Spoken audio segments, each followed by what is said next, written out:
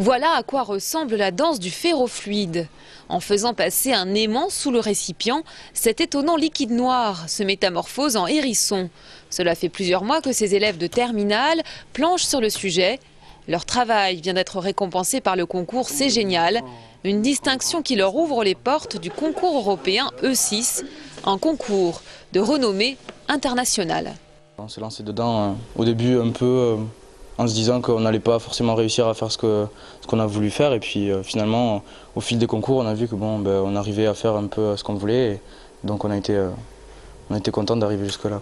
Et leur travail sur les ferrofluides peut trouver des applications dans le traitement de certains cancers. On se servirait de ces générateurs basse fréquence ou de générateurs haute fréquence, encore plus puissants, pour donner une énergie au ferrofluide. Et quand il serait injecté dans le corps, la fréquence serait tellement importante que les ferrofluides émettraient une énergie sous forme de chaleur qui permettrait de détruire les cellules cancéreuses. D'autres applications sont possibles dans la fabrication de miroirs pour les télescopes notamment. Ces passionnés de musique ont également eu l'idée de faire danser le ferrofluide aux fréquences du son. Tout au long de leurs travaux, c'est un prof de Raymond Nave qui les a guidés et conseillés. Ils ont réussi à accéder à des connaissances d'un niveau très élevé. Il ne faut pas oublier que ce sont quand même que des élèves de terminale et que les ferrofluides sont un sujet quand même relativement complexe.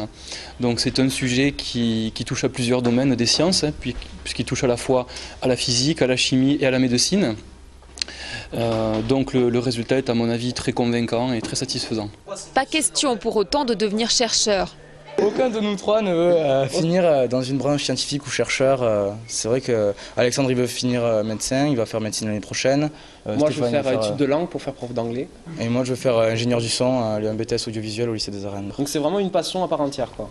Les trois passionnés dont l'un manquait à l'appel aujourd'hui ont tout l'été pour préparer leur concours qui se déroulera mi-septembre à Paris.